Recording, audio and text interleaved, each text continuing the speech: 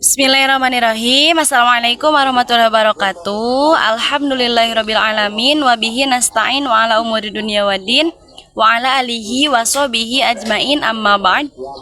Sebelumnya perkenalkan kami dari kelompok 5 yang beranggotakan saya sendiri Widya Andini, lalu Zulfisri Padilah, Intan Nur Fauziah, Nur Alifatus Sadiah, dan juga Tira Fitria.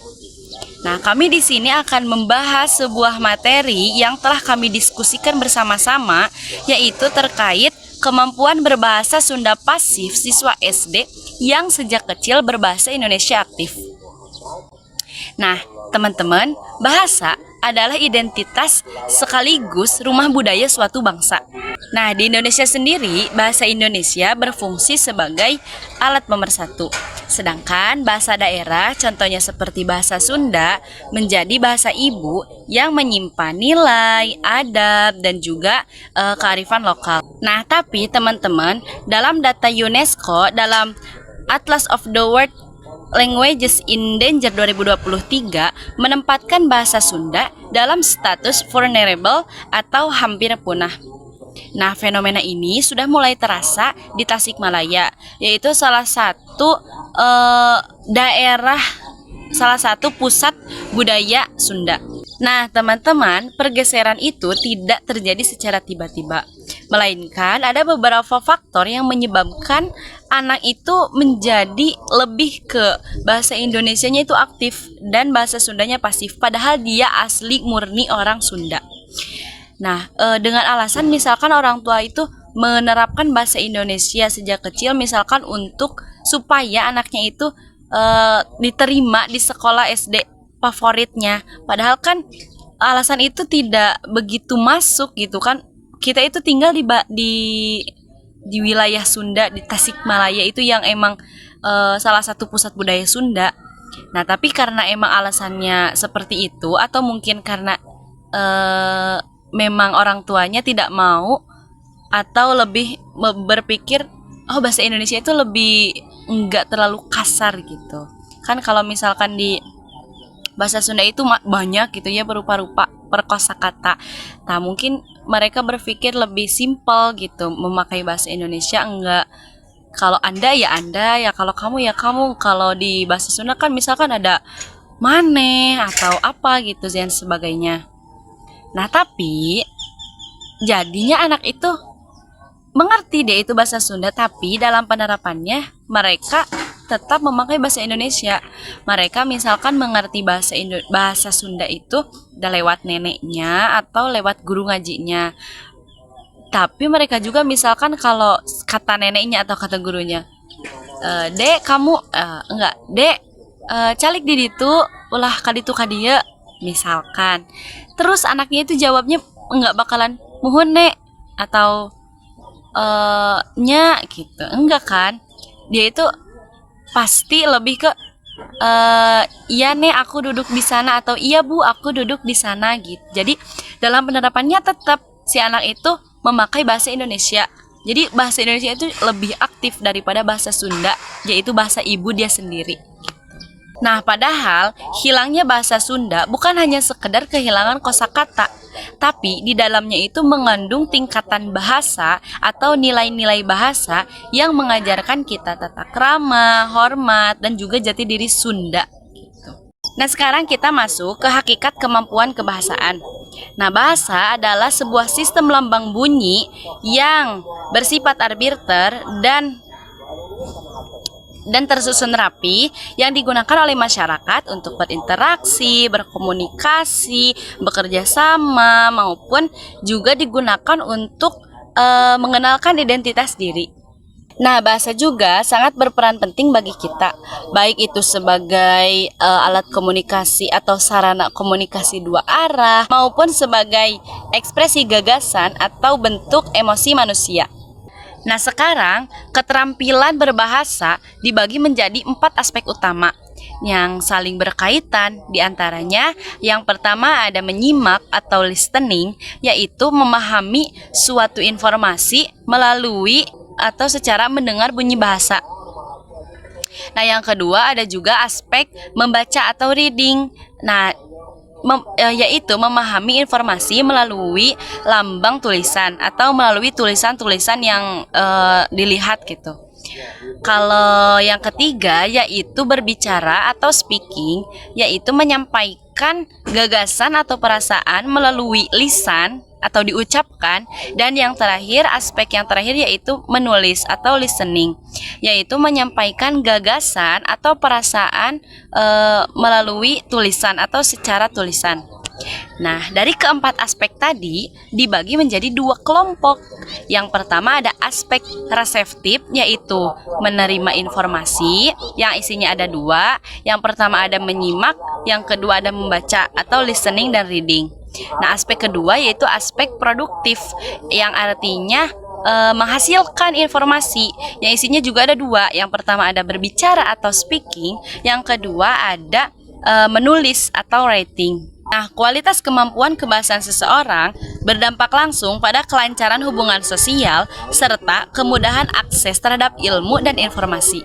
Nah, jika kemampuan kebahasaan seseorang lemah, nah nantinya akan timbul kendala dalam menuangkan gagasan, sehingga pesan tidak tersampaikan dengan baik dan nantinya akan menjadi memicu kesalahpahaman.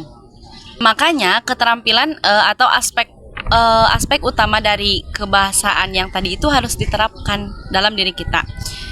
Lalu selanjutnya, pemaparan selanjutnya akan disampaikan oleh teman saya yaitu Nur Alifatus Adia. Kepadanya dipersilahkan. Baik, di sini saya akan menjelaskan bahasa Sunda sebagai bahasa daerah.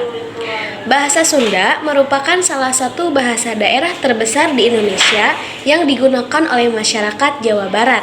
Bahasa ini tidak hanya berfungsi sebagai alat komunikasi, tetapi juga menjadi bagian penting dari identitas dan budaya masyarakat Sunda. Nah, melalui bahasa, nilai-nilai budaya, tradisi, serta pengetahuan lokal dapat diwariskan dari satu generasi ke generasi berikutnya. Oleh karena itu, bahasa Sunda perlu terus dijaga dan dilestarikan agar tidak hilang di tengah perkembangan zaman. Nah, selain itu, bahasa Sunda memiliki beberapa fungsi penting, yaitu sebagai simbol kebanggaan daerah, penanda identitas masyarakat Sunda, alat komunikasi dalam keluarga dan masyarakat, serta sarana pelestarian budaya dan sastra daerah. Nah, bahasa Sunda juga memiliki peran yang sangat penting. Yang pertama sebagai identitas. Nah, bahasa Sunda menjadi ciri khas yang menunjukkan asal daerah dan kebanggaan budaya seseorang. Yang kedua yaitu sebagai alat komunikasi. Nah, bahasa Sunda digunakan dalam interaksi sehari-hari baik di lingkungan keluarga maupun masyarakat. Yang ketiga yaitu sebagai sarana pelestarian budaya. Nah, melalui penggunaan bahasa Sunda, berbagai nilai, tradisi, cerita rakyat, dan karya sastra daerah dapat terus diwariskan kepada generasi muda. Oleh karena itu, penggunaan bahasa Sunda sejak usia dini sangat penting untuk menjaga keberlangsungan bahasa dan budaya daerah. Nah, untuk selanjutnya yaitu kemampuan berbahasa pasif dan aktif. Pada dasarnya, pembelajaran bahasa terdapat dua jenis kemampuan utama, yaitu kemampuan pasif atau reseptif dan kemampuan aktif atau produktif.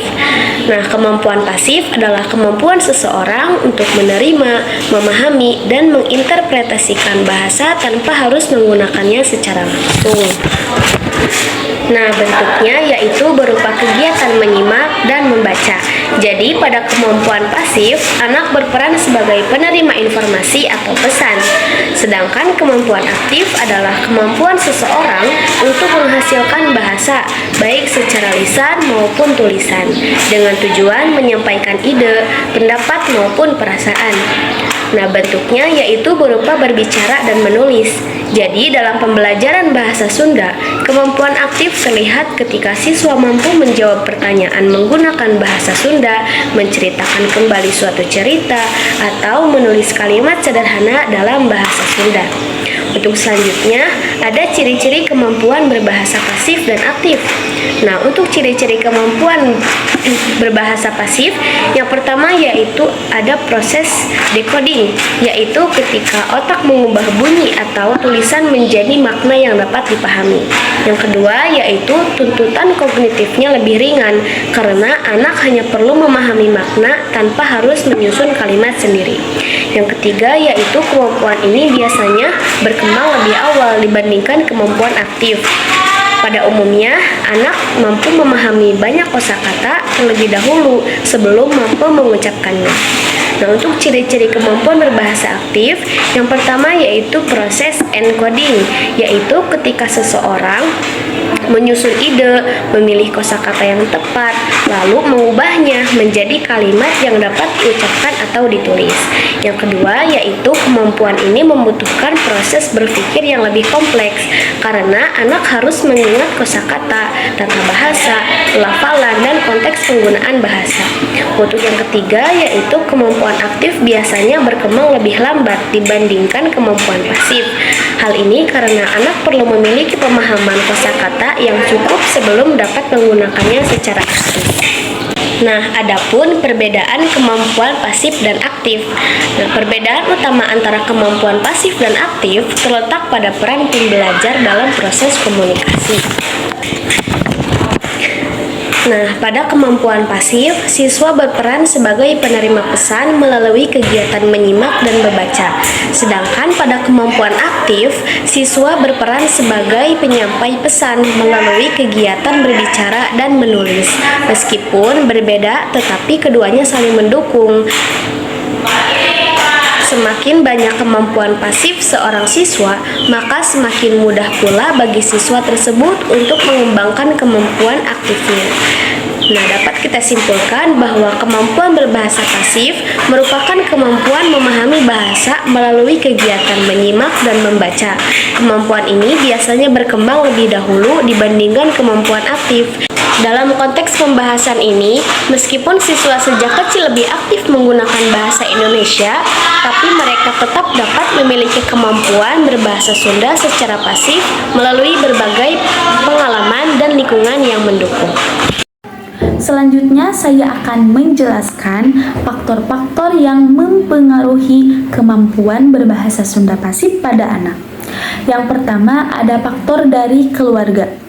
Nah, saat ini bahasa Sunda di rumah semakin jarang karena banyak orang tua yang lebih sering menggunakan bahasa Indonesia dalam berkomunikasi terhadap anak-anaknya dalam kehidupan sehari-hari. Yang kedua juga ada faktor dari lingkungan sekolah. Kurikulum pendidikan lebih banyak menggunakan bahasa Indonesia, bahkan bahasa internasional, sehingga penggunaan bahasa Sunda menjadi lebih terbatas. Yang ketiga, ada juga faktor dari teman sebayanya. Nah, dalam pergaulan, anak-anak cenderung menggunakan bahasa Indonesia karena dianggap lebih umum dan mudah dipahami oleh teman-temannya. Yang keempat juga ada faktor dari teknologi. Media digital seperti YouTube, TikTok, Instagram, dan media lainnya lebih banyak menggunakan bahasa Indonesia, sehingga paparan anak terhadap bahasa Sunda semakin berkurang. Faktor-faktor keempat tersebut menyebabkan anak lebih memahami bahasa Sunda secara pasif daripada mampu menggunakannya secara aktif. Berdasarkan hasil penelitian, kemampuan berbahasa Sunda siswa berada pada kategori cukup baik. Nah, hal ini terlihat dari beberapa aspek yang diteliti. Kemampuan memahami kosakata mencapai 85% yang menunjukkan bahwa sebagian besar siswa masih mengenakan banyak kosakata bahasa Sunda. Ada juga kemampuan memahami instruksi sederhana mencapai 75%, sehingga siswa masih mampu memahami perintah atau percakapan sederhana dalam bahasa Sunda. Ada juga kemampuan menyimak dongeng. mencapai 65%, yang berarti sebagian besar siswa masih dapat memahami cerita yang disampaikan dalam bahasa Sunda. Namun, kemampuan aktif berbicara bahasa Sunda hanya mencapai 30%. Nah, dari hasil tersebut dapat disimpulkan bahwa siswa lebih banyak memiliki kemampuan bahasa Sunda secara pasif, yaitu memahami bahasa, dibandingkan kemampuan aktif, yaitu berbicara dan menggunakannya dalam kehidupan sehari-hari. Berikutnya adalah beberapa faktor yang menjadi akar permasalahan dalam kemampuan berbahasa Sunda yang cenderung bersifat pasif pada siswa. Nah, yang pertama adalah hambatan domestik. Saat ini, banyak sekali keluarga yang lebih memilih menggunakan bahasa Indonesia daripada bahasa Sunda dalam komunikasi sehari-hari. Nah, akibatnya, anak-anak menjadi lebih terbiasa mendengar dan menggunakan bahasa Indonesia dibandingkan bahasa Sunda. Nah, yang kedua adalah persepsi bahwa bahasa Sunda itu sulit dipelajari karena adanya aturan undak-usuk basa atau tingkatan bahasa yang sering membuat siswa tersebut merasa takut salah ketika berbicara. Nah, oleh karena itu, mereka lebih nyaman menggunakan bahasa Indonesia. Nah, yang ketiga adalah dukungan yang masih minim. Nah, kesempatan siswa untuk menggunakan bahasa Sunda di luar pembelajaran itu masih terbatas. Selain itu, media dan kegiatan yang mendukung penggunaan bahasa Sunda juga belum banyak dimanfaatkan secara optimal. Nah, jika kondisi ini terus berlanjut, maka kemampuan bahasa Sunda siswa akan semakin terbatas dan hanya sebatas memahami tanpa mampu menggunakannya secara aktif. Nah, dampak dominasinya, yang pertama, terjadi pelemahan pemahaman undak-usuk basa. Jadi, siswa menjadi kurang memahami dalam penggunaan bahasa yang sesuai dengan usia, status, maupun situasi ketika berbicara. Nah, yang kedua, terjadi pergeseran fungsi bahasa ibu. Nah, bahasa Sunda yang sebelumnya digunakan sebagai bahasa pertama di lingkungan keluarga, tetapi kini mulai tergantikan oleh bahasa Indonesia.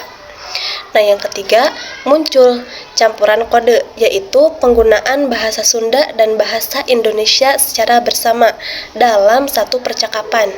Nah, fenomena ini menunjukkan bahwa penguasaan bahasa Sunda itu mulai berkurang.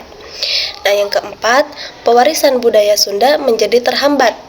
Padahal melalui bahasa, berbagai nilai budaya seperti sopan santun, paribasa, babasan, dan tradisi lisan yang diwarisi kepada generasi muda.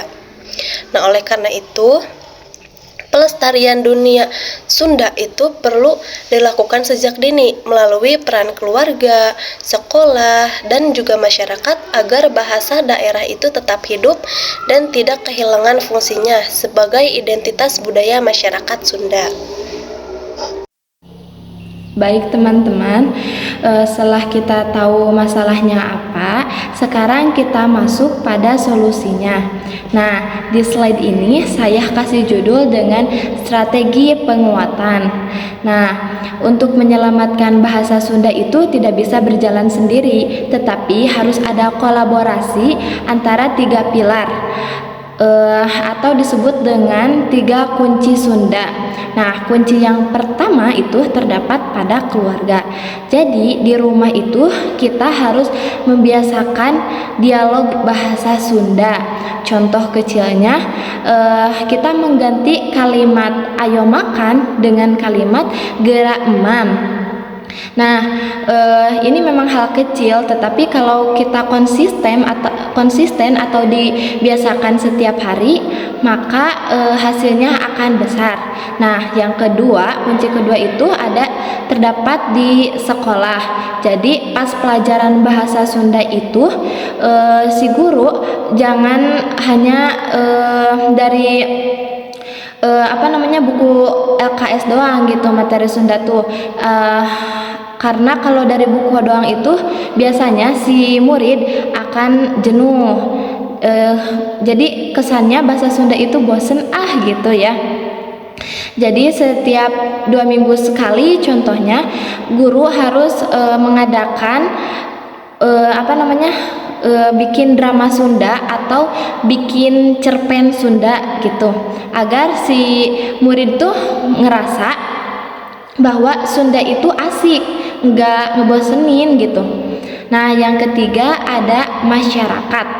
Nah, kita harus melawan stigma Sunda. Apa sih yang disebut dengan stigma itu? Stigma adalah cap atau label yang nempel pada sesuatu padahal belum tentu benar.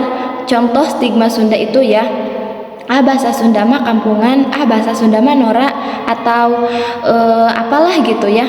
Nah, kita harus melawan stigma Sunda itu dengan cara kita membuat konten yang seru, contohnya dengan berbahasa Sunda gitu, atau mengadakan lomba dongeng Sunda. Jadi intinya kita harus membanggakan bahasa Sunda atau memperlihatkan bahasa Sunda. Jangan disembunyikan, kita harus bangga bahwa kita itu orang Sunda gitu. Nah, seperti yang telah saya sampaikan tadi, sekarang masuk pada slide terakhir, yaitu kesimpulan. Dapat kita simpulkan yang pertama, kemampuan siswa pasif itu cukup baik, tetapi tidak diimbangi dengan kemampuan siswa aktif. Artinya, siswa itu mengerti bahasa Sunda, tetapi tidak bisa ngobrol bahasa Sunda. Nah, yang kedua, dominasi bahasa Indonesia menggeser peran bahasa daerah secara signifikan. Karena kita sering mendengar bahasa Indonesia gitu, jadi bahasa Sunda itu dijadikan bahasa yang kedua setelah bahasa Indonesia gitu. Nah, yang ketiga, seperti yang telah saya sampaikan tadi atau saya jelaskan, bahwa untuk menyelamatkan bahasa Sunda itu butuh kolaborasi 3 pilar. Yang pertama ada keluarga, yang kedua ada sekolah, yang ketiga ada masyarakat. Nah, yang keempat atau yang terakhir ini adalah ada upaya berkelanjutan. Jadi agar identitas Sunda itu tidak luntur, kita harus membiasakan mengobrol bahasa Sunda secara sehari-hari gitu. Nah, mungkin itu yang bisa saya sampaikan.